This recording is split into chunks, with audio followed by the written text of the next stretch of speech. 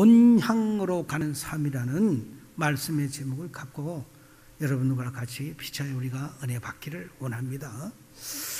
사람이라는 존재는 일평생 무언가를 찾기 위하여, 일평생 무언가를 또 갈망하기 위하여 어쩌면 살아간다, 이렇게 봐도 과언은 아닙니다. 우리가 예배하는 이 시간에도 세상에는 수많은 사람들이 무엇인가 자신의 필요를 충족시키기 위하여 일하며 또한 찾아다니기도 하는 것입니다. 그러나 세상 어떤 것으로도 찾고 찾아보아도 결코 자신의 욕구를 충족시킬 수 있는 것은 찾을 수가 없는 것이 현실입니다.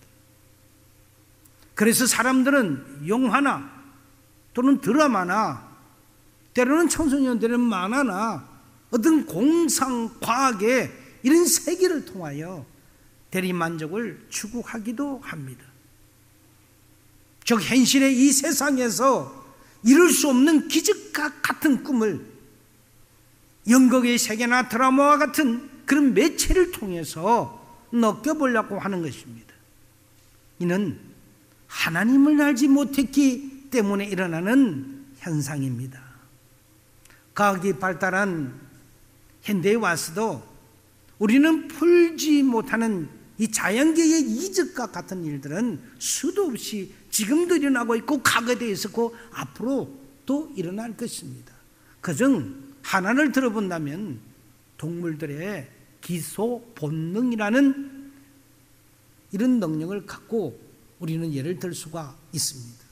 동물들은 한 번도 가지 못하는 이런 수천 킬로나 떨어져 있는 그런 목적지를 나침반도 없이요, 지도도 없이요, 요즘에는 GPS도 없이요, 그들은 잘 찾아가는 것입니다. 물고기도요, 자기가 낳았던 그 부활했던 태생에서 물고기는 태평양이나 인도양이나 대서양을 통해서 그들이 유유하게 다니다가 시간이 되면, 그들은 부활할 때가 되면, 새끼를 나올 때가 되면 그들이 부활했던 그 장소로 어김없이 찾아오는 것이 기소 본능인 것입니다. 하늘에 나는 새들도 이러한 능력이 아주 뛰어납니다. 예를 들면은 북극 지방의 제비갈매기라는 이 새는요, 생후 6개월밖에 되지 않는 아주 어린 새입니다. 그 새는 날이 추우면은 따뜻한 곳을 찾아서 가는데요, 이 길이가 자그만치 약 한 18,000km 정도를 간다고 합니다. 아주 긴 여행이죠. 여러분 18,000km 정도 간다니까 실감이 나지 않죠? 지구의 우리 전체의 이 둘레가 약 4만 km입니다. 또 그래도 실감이 나지 않지요? 지구의 반 정도를 간다는 거리면요, 한국에서 미국을 LA로 가면은 10,000km가 안 됩니다. 약 99,500km 정도가 되는데요, 그걸 배를 갔다가 다시 돌아오는 이 길을 나침반도 없이 아무런 느낌도 없이 새는 갔다가 다시 또 봄을 찾아서 돌아온다는 사실입니다. 이것이 바로 기소 본능이 있다는 것이죠. 그들은 평소에 훈련을 받았을까요? 전혀 받지를 못했습니다. 그들이 그럼 태양을 보고 따라갔을까요? 아니면 밤이면 북극성의 별을 따라갔을까요? 아니면 누군가를 그들을 인도했을까요? 전혀 아닌 것입니다. 과학자들은 이러한 부분에 대하여 의견이 분분하지만은 그 어느 누구도 이 새들의 이러한 능력을 학술로서 설명할 수가 없는 것입니다. 어느 과학자가 실험을 또 해봤습니다. 그는 영국의 헬즈 해변에서부터 시작해서 새 한 마리의 다리에다가 띠를 메었습니다. 그리고 작은 어떤 GPS를 달았던 거예요. 그리고 이 새를 데리고 미국까지 건너갑니다. 미국의 보스턴에 가서 거기서 새를 놓아주었습니다.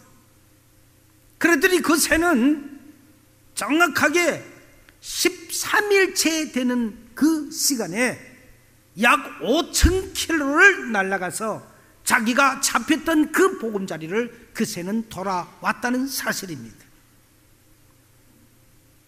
그 새는 아무런 표시도 없는 그런 어떤 바다를 횡단해서 홀로 그 먼 길을, 자기의 보금자리에 걷는 그 길을 안전하게 도착했다는 사실입니다.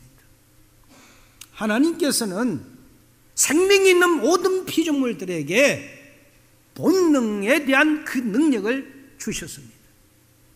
인간도 우리에게 본능이 있고요, 동물도 다 본능이 있고요, 식물도 본능이 있었어요. 그래서 식물은 식물 나름대로, 동물은 동물 나름대로의 사람이 설명할 수 없는 본능과 그것을 이루는 능력을 하나님께서 주셨다는 사실입니다. 자연은 하나님께서 정해주신 이 법칙을 잘 순종합니다. 나무는 뿌리를 땅으로 뻗어서 영양을 빨고요, 가지와 잎은 늘 뜬 태양과 같은 잎빛을 발하기 위하여 나를 봐주세요 하는 그런 뜻으로 잎은 그렇게 태양을 향하여 뻗습니다. 새나 물고기나 동물들은 본능적인 모성애를 통하여 새끼를 낳고 그 보호 본능으로 인하여 기르고요, 생태적 자기 집을 찾아오는 조금 전 표현하는 그런 동물들이든 기습폭론도 그와 같은 하나의 본능의 능력이라고 표현합니다. 이것을 사람들은 이 같은 현상을 두고 기적과 같은 현상이라고 말을 합니다. 그러나 동물들의 입장에서는 아주 자연스럽고 기적 같은 것은 결단코 아닌 것이지요. 하나님께서는 이들에게만 그럼 이런 능력을 주셨을까요? 아닙니다. 사람에게는 이들과는 비교할 수도 없는 놀라운 능력을 주셨습니다. 오히려 사람에게는 육적인 본능과 영적인 본능, 이 두 가지를 주셨습니다. 만일 사람에게도 하나님이 주신 영의 본능을 따라간다면 이러한 이것과 같은 삶을 날마다 우리는 누릴 수가 있을 것입니다.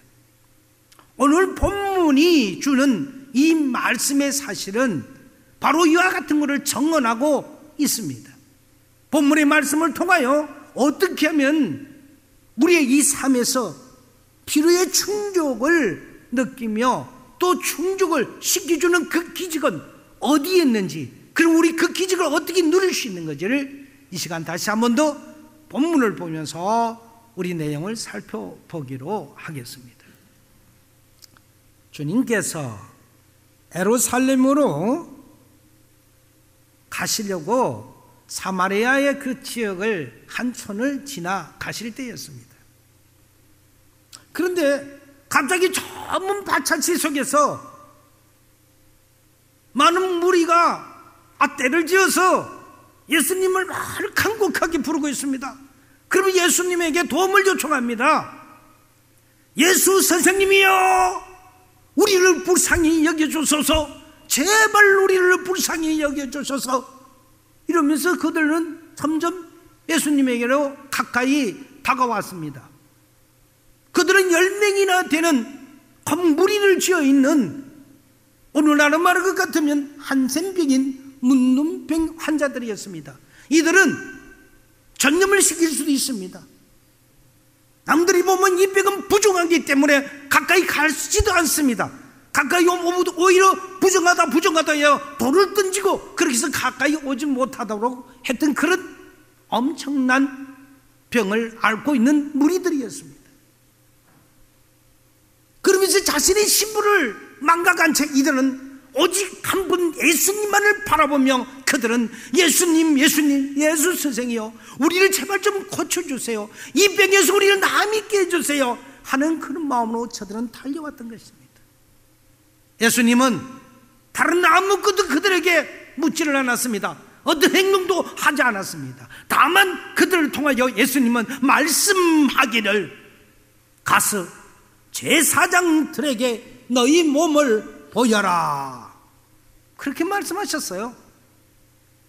이게 문둥병자들도 더 이상 아무것도 묻지를 않습니다. 이유도 없었습니다. 예수님이 하라고 하니까 그저 하라고 하는 그 지시대로 그들은 예수님에게 오다가 발길을 돌려서 제사장이 있는 곳으로 그들은 갔던 것입니다.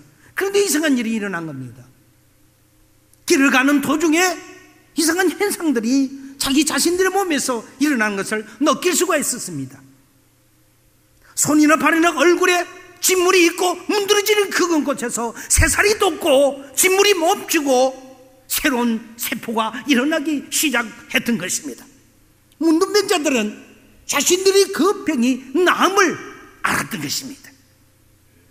10명 중에 그 중에서 단 그 한 사람만이 그 제사장한테 길을 가다가 거기서 자기 자신을 확인하고 하나님 앞에 영광을 돌립니다. 하나님 감사해요. 하나님 이 죄만한 이 죄인을 이렇게 고쳐주시니 감사해요 하면서 방금 예수님에게 우리를 건져달라고 했던 그 부르짖었던 그 무리 중에 한 사람만이 그 발길을 돌려서 예수님 앞으로 갔던 것입니다. 그리고 그들은 예수님 앞에 가서 그들은 예수님 앞에 엎드려 절을 하며 그 사람 한 사람만이 예수님 앞에 경배를 했던 것입니다. 경배한 사람은 10명 중에 한 사람, 그것도 한 사람은 우리가 터보시하는 경멸하는 시대적으로 말하면 왕따를 시키는 이런 사마리아인 한 사람이었던 것입니다. 예수님은 그를 보고 혼자 말처럼 탄식하며 말씀을 합니다. 10사람이 너희가 같은 무리가 10사람인데 10사람이 다 깨끗함을 받지 아니하였느냐? 그럼 너 외에 그 9명은 어디 있느냐? 이 이방인 외에는 한 사람 하나님께 영광을 돌리러 온 자가 이 이방인 외에 없느냐는 말씀이었습니다. 그리고는 그 사마리아 사람에게 이르러 일어나거라. 그리고 곧 말씀하시기를 네 믿음이 너를 구원하였노라 가라고 한 겁니다. 사마리아 여인은 시대말로 정말 굉장히 있고 큰 축복을 받았습니다. 그 사마리아 여인은 육적인 구원뿐만이 아니라 영적인 구원까지도 아울러 받았던 기적이 일어나는 순간이었습니다. 문둥병, 난치병이자 저주의 병인 그 문둥병에서 고침을 받았고 수많은 사람들에게 두려움을 주고 배척을 당했던, 가족도 만나지 못하고 그리운 사람도 보지 못하는 그러한 유배돼서 격리되어 살아야 했던 그였습니다. 그러나 오늘 이 순간에 육신에 대하여 구원함을 받아 자유함을 누렸을 뿐만이 아니라 영적인 분야도 예수님을 만남으로 인하여 구원을 받았던 사실입니다. 일어난 행제는 모든 사람들이 다 그렇게 우리는 바라는 거 아니겠습니까? 바로 이 모든 사람들이 기대하는 기적과 같은 삶을 우리는 바라고 있는 것입니다. 이 기적은 그때 그 2000년 전에만 있었던 것이 아니라 여전히 지금 이 순간에도 우리 속에서도 이루어지고 있는 사실입니다. 그러면 우리는 어떻게 하면 이런 기적과 같은 삶을 우리도 받아 누릴 수가 있느냐는 것입니다. 그래서 첫째로 그 말씀 중에는 전적인 예수님을 믿는 믿음이 있어야 합니다. 믿음은 그냥 믿음이 아니에요. 100%의 그게 순도 0.01%도 빠지지 않는 100%의 올인할 수 있는 그런 믿음이 전적인 믿음입니다. 이런 믿음을 가지고 있어야 됩니다. 본문에 나타난 그 10명의 문둥병자들은 모두가 예수님을 의지하는 믿음이 다 같이 있었기에 그 무리가 움직였던 겁니다. 예수께서 나와 부르짖는 것이 그들에 대한 행동을 나타내는 것이었습니다. 예수님께서 가서 제사장들에게 너희 몸을 보이라고 하셨을 때는 그 말씀을 믿고 저들은 갔던 것입니다. 제사장들에게 너희 몸을 보이라고 그렇게 하는 그 말씀은 그때만 하더라도 모든 것은 제사장들이 판단을 했던 때였던 것입니다. 율법에도 나와 있었듯이 문둥병자가 병이 나왔을 때는 제사장이 반드시 가서 나의 몸이 이렇게 나았다고 완치 판결을 받아야 했던 것입니다. 그것을 규정을 율법에 하고 있기 때문에 제사장에 가서 너희 몸을 보여라고 했던 것입니다. 오늘날 지금 코로나도 외국에서 들어오면은 확진이 됐는지 안 됐는지 음성인지 양성인지 가리지 않고 2주 동안을 격리합니다. 음성인자를 통해서 격리를 해서 2주 후에도 양성이 되지 않으면 이제는 확정이 아니라 모든 것에서 당신은 이제 나음이 없다고 괜찮다고, 그래서 그때부터는 자유가 주어집니다. 자신은 양성이 아닌데 음성인데도 불구하고 다만 2주 동안의 그 격리하는 시절에서 격리를 탈출하게 되면은, 경고하고 그렇게 되면, 경고가 지나면 우리 매스컴을 보게 되면 그렇게 해서 구속당하는 그런 사람도 생겨났던 것입니다. 당신은 이 코로나에서 아무런 문제가 없습니다. 판결을 받아야 자유롭게 다닐 수가 있는 것처럼 이러한 전염병을 가진 이러한 문둥병도 그 시대도 똑같은 그런 경우를 겪어야 했던 것입니다. 제사장한테 가서 나의 몸이 이렇게 나았습니다라고 했을 때 제사장이 비로소 너는 문둥병에서 모든 게 나았도다 이렇게 해서 완치 판결을 받았을 때는 그들은 보통 사람과 같이 행동할 수 있고 모든 그리운 사람과 보고 싶은 가족들도 만날 수가 있는 것이었습니다. 그래서 예수님이 너희들은 내게도 올 이유가 없어. 예수님이 말씀하는 그 말씀으로 인하여 즉시 제사장에 가서 너희 몸을 보여라고 했던 것입니다. 이것이 말씀의 기적이요, 이것이 우리가 말씀만 하옵소서 했던 그런 역사가 우리 심령 속에 일어나야 하는 겁니다. 이와 같이 오늘날 우리의 이런 삶에서도 예수님을 진실로 믿고 진정으로 의지할 때는 이런 기적 같은 삶을 얼마든지 우리는 얻을 수가 있습니다. 여러분, 이 기적을 얻고 싶습니까? 히브리서 기자는 이렇게 이야기합니다. 11장 6절에서 그렇게 이야기를 하고 있습니다. 믿음이 없이는 기쁘시게 못한다고 했습니다. 믿음이 없이는 기쁘시게 하지 못하나니 하나님께 나아가는 자는 반드시 하나님 그가 계신 것과 또한 그가 자기를 찾는 자에게 상 주시님을 믿어야 할지니라고 하셨습니다. 하나님께 나아가는 자와 하나님을 찾는 자에게 상을 주시겠다고 하셨습니다. 하나님에 나아가는 자는 어떤 자입니까? 오늘 이 하나님의 선전에 나와 오늘 예배 드리는 자가 하나님을 찾는 자입니다. 하나님께 나아가는 자입니다. 이 하나님께 나아간 자에게 하나님은 이 예배를 드리며 앉아서 하나님을 부르짖고 하나님을 찾는 자에게 내가 응답하고 그 응답을 상으로 베풀어 주신다는 말씀입니다. 뒤에 시편 91장에도 같은 말씀이 나오세요.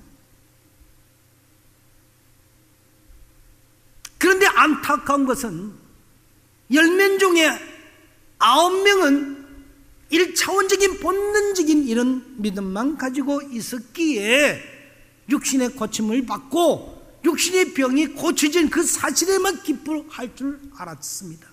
더 중요한 것은 영적인 구원에 대해서는 관심이 없었습니다.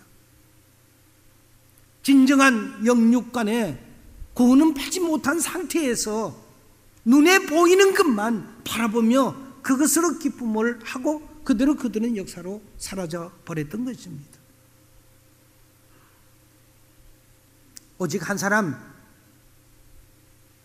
유대인들에게는 참으로 저속하고 상대하지 못할 사람으로 치부되었던 그때 그 시대의 사마리아인들 중에 한 사람인 그분은 영적인 본능까지도 가지고 있었던 것입니다.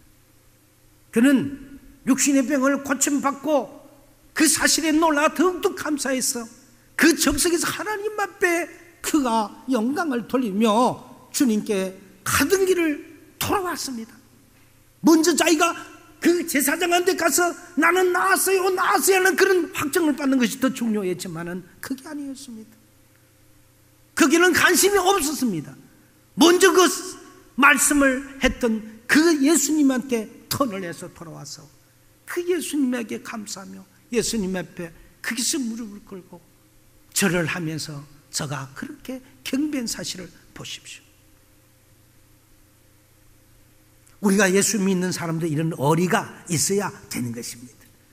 배움 만득하게 받을 때는 받은 거냐, 그냥 뒤에는 아무 일도 없었던 것처럼 쌩까버리는 그런 믿음을 가진 자는 배역자나 다름이 없죠. 경우가 없는 자잖아요. 우리가 인간 사이도 경우가 있는 사람이 있고 없는 사람이 있지요. 경우가 없는 사람을, 인간 사이도 그런 사람을 우리가 대접합니까? 상대해 줍니까? 하물며 하나님과 우리의 관계인 것입니다. 이 고차원적인 믿음을 우리가 가질 때만이 우리 속에는 기적이 일어나는 겁니다. 그 결과는 또 하나의 기적이자 진정한 기적인 육신의 기적보다도 진정한 영혼의 구원을 받았다는 것이 사마리아에는 그 기적 중에 기적이었던 것입니다. 힘들게 살아가는 우리 교회 다니는 수많은 성도들을 보십시오. 이 두 가지의 본능을 다 가지고 육신과 영의 삶이 정말 모두 기적 같은 이런 삶을 누리고 사는 사람이 얼마나 계시는지 그렇게 많지 않습니다. 어떤 이들은 믿음이 없어서 아무것도 누리지 못하며 어떤 이들은 조금 더 나은 믿음으로 그 어느 정도의 육신적인 필요를 체험받는 그런 일차원적인 그런 믿음의 기적만 누립니다. 그러나 그것이 채워졌다고 해도 만족의 그 신앙의 일을 동안이 한다면 그건 그 또한 병만등한 짓이지요. 1차원이 감사가 될 때는 2차원도 감사가 될 수가 있는 것입니다. 교인들이 대부분입니다. 우리가 믿는 사람은 사람들에게도, 세상 사람들에게도 뭔가는 좀 달라야 합니다. 예수 믿는 사람이 어떻게 왜 저래? 예수 믿는 사람이 저래도 돼? 그게 아니란 것이에요. 이기적인 게 아니란 거예요. 우리가 더 모범적이어야 됩니다. 하나님 앞에 인정받으면 사람 속에서도 인정받아야 되는 것이지요. 사람 속에 인정받으려고 위해서 살아가는 길만이 그것이 목적은 아니기 때문에 하나님의 영광을 위하여 우리 예수 믿는 자가 사람들에게도 인정받고 더욱더 하나님 앞에 더욱더 인정받아야 되는 거죠. 철학자 니체는 그렇게 이야기합니다. 기독교인들의 믿음을 지팡이에 불과하다고 저는 비난했었습니다. 기독교인들은 믿음을 지팡이처럼 필요할 때만 사용한다는 것입니다. 실제로 많은 사람들이 지팡이를 어지하듯 예수님을 어지하다가 더 이상 지팡이가 필요치 아니하면 그 지팡이를 문제 그랬느냐는 식으로 시침이 뚝 떼고 지팡이를 버려버립니다.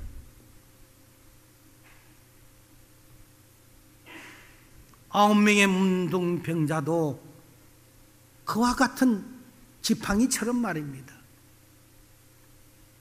사랑하는 여러분, 우리가 살고 있는 이 현실이 그렇지 않습니까? 완전하지도 못하면서 완전한 것처럼 스스로 착각 속에서 이제는 됐다는 그 시기에 안주하는 것 또한 그런 신앙생활을 하고 있기 때문입니다. 안주하지 않는 겁니다. 완벽하지 않는 것입니다. 그래서 지금 우리가 살아가는 이 시대를 통해서 사사시대의 말세적 시대에 살고 있는 그런 우리가 아닌지요. 우리의 신앙을 통해서 다시 한 번 더 우리는 점검해 봐야 합니다. 이 시대가 한 가지만은 아는 불행한 사람들입니다. 자신의 문제만 채워지면 곧 언제 그랬느냐는 뜻이 뒤로 돌아보지도 않고 외면해버리는 이 현 시대적 이기주의자들처럼 말입니다. 달면 곧 삼켜버리고 쓰면 뱉어버리는 이런 배역자들이 여기 저기에서 나는 그렇지 않다고 외식의 옷을 입고 있는, 시치면 어쩌면 뚝 띄고 있는 그런 외모는 여기저기도 많이 가지고 있는 그런 외모를 볼 수 있다는 것입니다. 그들의 외식하는 자를 통하여 성경은 말하고 있습니다. 세상은 너희가 해칠한 무덤처럼 같은 자랐고요, 무덤 바깥은 흰 해칠로 해서 하얗게 보이지만은 그 속은 송장 썩은 냄새나는 그런 무덤 속이었다는 것입니다.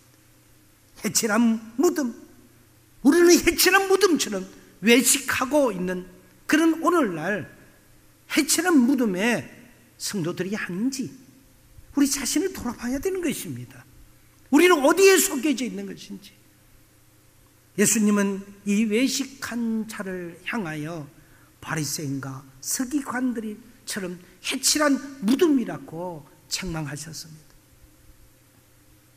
겉과 속이 다른 신앙인들, 외식하는 자들, 하나님을 아랑곳하지 않고 오로지 사람에게만 잘 보이려고 있는 줄 없는 줄 죄다 갖다 대어봐야 그 줄이 그 줄이고 다 하늘 아래 매일 뿐입니다. 얼마 전 우리나라는 총선을 통해서 국회의원을 뽑는 큰 일을 치루었습니다. 총선에 이 부부해서 그들이 신앙자들하고 해서 나온 모습을 한번 보십시오. 한결같이 처음에는 스스로를 잘 포장해서 행동을 하는 모습을 볼 수가 있었습니다. 그러나 진정 믿음을 가지고 있었느냐는 것입니다.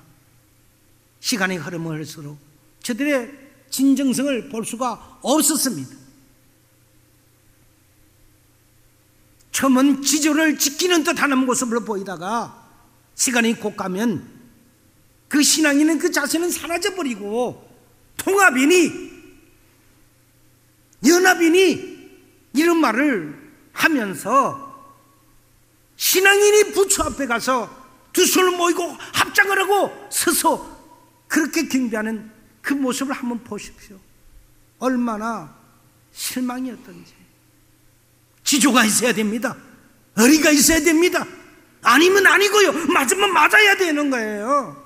왔다 갔다 아닌 거를 그런 것처럼, 그런 거를 맞는 것처럼 시시때때로 환경에 변해야 되고 자기 자신을 속여야 되는 그런 모습, 우리 하나님이 모르실까요? 신앙인의 고차원적인 영적인 깊은 영성이 우리가 깨어있을 있을 때만이 언제 어디서나 우리의 지조가 그렇게 나오는 것입니다. 예수 믿는 향기를 나타내는 것입니다. 빛을 발하는 것입니다. 환경에 달라지는 자가 아니라는 사실입니다. 1차원적인 머무는, 육적에서 머무는 자가 아니라 영원히 우리가 지을 수 있는 그 영혼의 구원을 받는 영생함을 얻는 그런 완벽한 우리의 신앙자가 되어야 하는 것입니다. 오늘날 교회들의 모습을 보십시오. 이런 외식감 속으로 인하여 하나님의 진노가 과거 2000년 전에 전 유대 땅에서 우리를 구원하기 위하여 신으로 인간의 육신을 갖고 오셨던 그 예수님을 향하여 십자가에 그들이 못을 박았지 않습니까? 그들이 바로 외식하는 자들이었습니다. 오늘 때는 그들이 종려나무를 흔들며 호산나 호산나 호산나 미친 듯이 그들이 환영했던 그들이었지 않습니까? 우리 예수님이 낙이 타고 예루살렘에 입성했던 그들이 환영했던 그들이 어느 날 바뀌어서 예수님을 여집시 그들이 십자가에 못 박였던 그들이었습니다. 그것은 잘 포장하여 다른 사람들의 눈에는 신앙생활을 잘하는 것처럼 보이지만은 진정 그 속은 썩어가는 무덤 속에 송장 썩는 것과 같은 그런 부정하고 탐심이 가득하고 남을 속이고 거짓말을 밤부터 자고 게으르고 술 담배 먹고 이리저리 다니면서 나는 그렇지 않다고 어인죄는 나의 이익이 된다면 그 어떤 나쁜 짓도 스스럼 없이 자행해버리는 이것이 지조입니까? 이것이 믿음입니까? 우리는 회복해야 합니다. 아니라고 할 때 하나님께서 성령이 우리의 이 양심을 켤 때 우리는 그것을 받고 우리는 곧 회개하며 우리는 돌아서야 합니다. 그래야 하나님의 영광을 가리지가 않습니다. 외식하는 자는 기도해야 될 때 기도하지 않습니다. 말씀 봐야 할 때 그들은 말씀을 보지 않습니다. 예배 드려야 할 때 그들은 예배를 드리지 않습니다.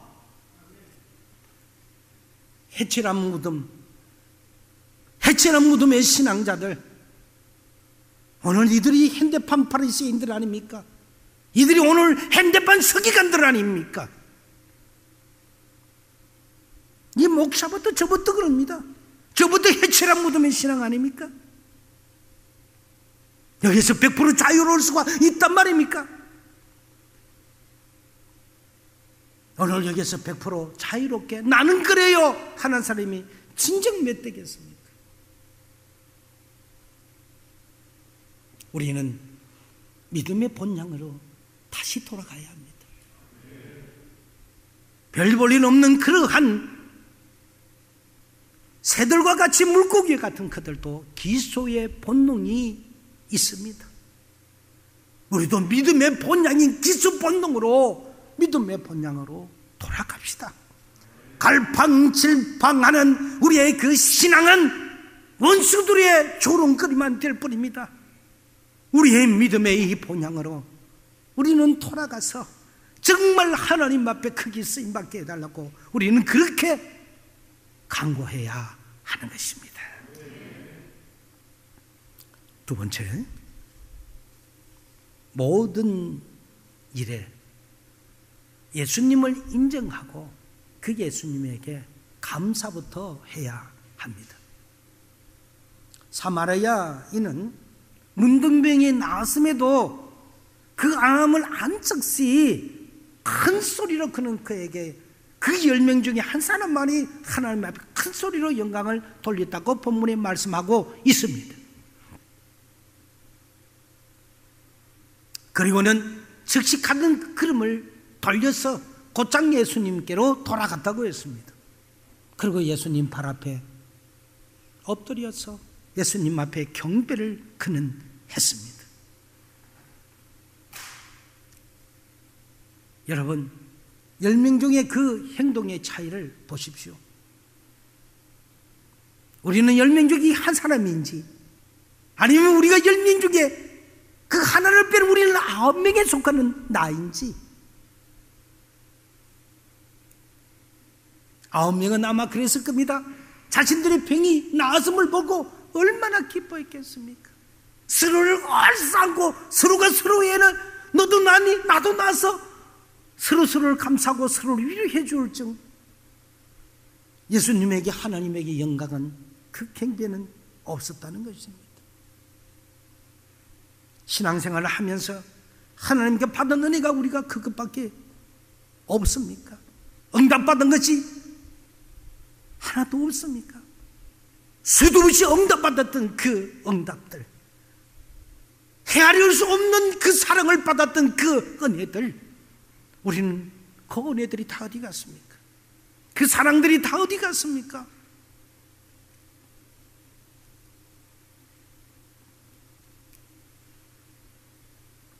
본향인 예배의 장소로 우리는 나와야 합니다. 너희가 나를 자꾸 찾으면 내가 너희를 만나게 해주겠다고 하셨던 예수님의 말씀, 너희가 나를 안즉 내가 너희를 알게 했다고 말씀하고 있습니다. 우리가 먼저 찾아야 하는 것입니다. 시편 91편에서 14절 15절에 나오고 있는 말씀입니다.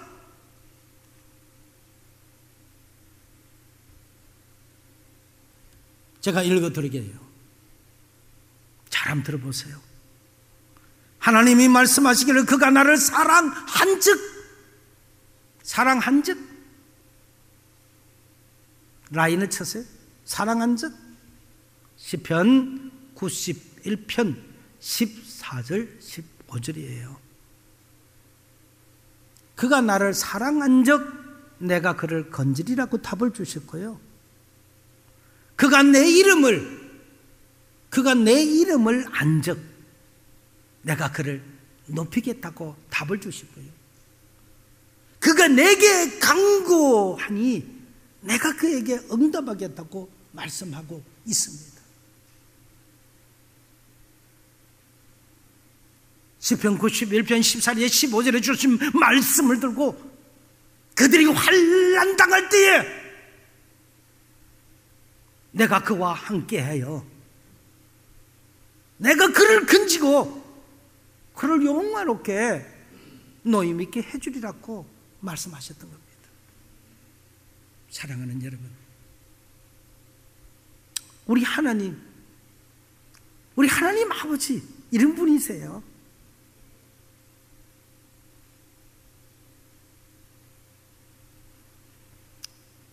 여러분, 말씀을 맺습니다.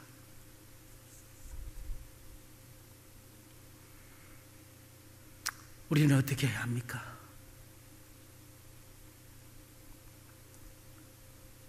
말씀을 돌아가야 합니다.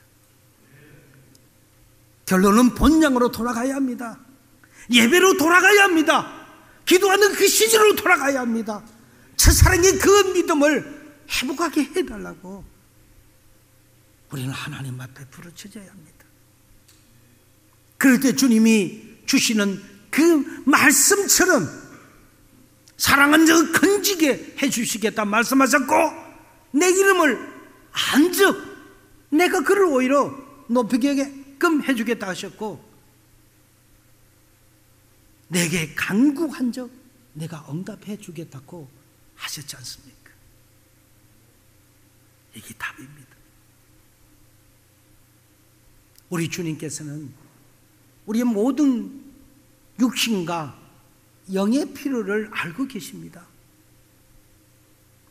우리를 위하여 우리 주님은 준비하고 계시는 분이세요. 다만 우리가 그 육신의 본능을 따라가든지 아니면 영의 본능을 충실해서 구하고 찾고 두드리려는지, 우리는 그게 어디의 신앙인지, 우리는 안주하는 신앙인지, 우리가 간구해야 되기 때문에 너희는 구하라고 했고, 열심히 간구하면서도 열심히 찾아야 되기 때문에 찾는 자가 찾을 것이라고 했던 겁니다. 그것이 것이 아니세요. 목적이 있어요. 문은 열려야 있는 것이기 때문에 그 열리기 있을 때까지 계속적으로 강정적으로 우리는 그렇게 기도해야 합니다. 주님, 열어주세요. 이런 강정 기도가 있었을 때 문은 열리는 것입니다. 기적은 여러분 절대 멀리 있지 않습니다. 우리 속에 있는 것입니다.